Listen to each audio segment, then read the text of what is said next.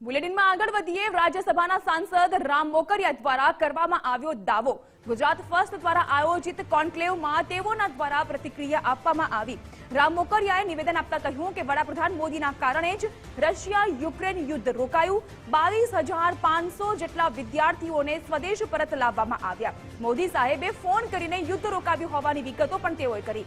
તિરંગા ધ્વજ સાથે ભારતીયો પરત ફર્યા। રાજકોટની એક દીકરીએ પોતાની આપવીતી પણ કહી હતી। દુશ્મન દેશોને પાર કરીને ભારતીયો પરત ફર્યા હોવાની વાત રામ મોકરિયાએ કરી હતી। ગુજરાત ફર્સ્ટના કોન્ક્લેવમાં વધુમાં એ પણ કહ્યું કે ન માત્ર ભારતીયો પરંતુ પાકિસ્તાન અને બાંગ્લાદેશના લોકોને પણ તિરંગા દ્વારા જ બહાર કાઢવામાં આવ્યા હતા।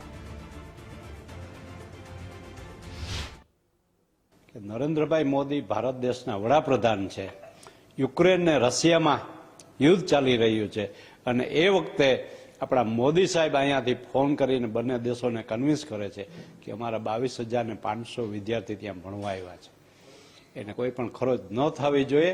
એ જવાબદારી તમારી છે અને એના માટે તમે યુદ્ધ વિરામ કરો। બંને દેશને કન્વિન્સ કરાવ્યા અને યુદ્ધ વિરામ થયો અને આપણા વિદ્યાર્થીઓને સૂચના મળી ગઈ હતી કે જ્યારે તમે ઘરની બહાર નીકળો એરપોર્ટ જતા તમારા હાથમાં તિરંગો ધ્વજ હશે ત્યારે તમારી ઉપર કોઈ હુમલો નહીં કરે, તમારી સામે ઊની આંચ કરીને કોઈ જોશે નહીં। આખા વિશ્વમાં હું માનું છું ત્યાં સુધી પહેલી એવી ઘટના છે કે ત્રીજા વિશ્વમાં યુદ્ધ ચાલે છે। ભારત દેશના વડાપ્રધાન નરેન્દ્રભાઈ મોદી ફોન કરી અને બંનેને રિક્વેસ્ટ કરે કે જે કંઈ ચર્ચા કરી હશે પણ એ શક્ય ત્યારે બન્યું કે મોદી સાહેબના ફોનથી 22,500 વિદ્યાર્થી એ સહી સલામત આવ્યા। એમાંથી એક રાજકોટની બેન હતી ગોસ્વામી, એનો મને ફોન આવ્યો હતો બોર્ડર ઉપરથી અને કીધું કે અંકલ મારી પાસે પૈસા નથી, મારી પાસે પાણી નથી, મારી પાસે ફોનમાં બેટરી નથી અને અમે ભૂખ્યા છે અને મારી સામે જ બોર્ડર છે પણ અમને ક્રોસ નથી કરવા દેતા। કોઈ પણ હિસાબે તમે મોદી સાહેબને જાણ કરો, અમને બચાવો। મારા જેવા કેટલા બધા વિદ્યાર્થી ભાઈઓ બહેનો છે।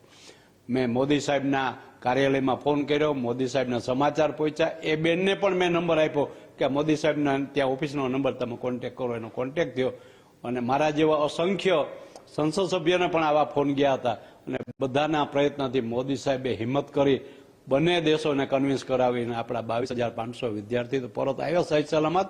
સાથે બાંગ્લાદેશ અને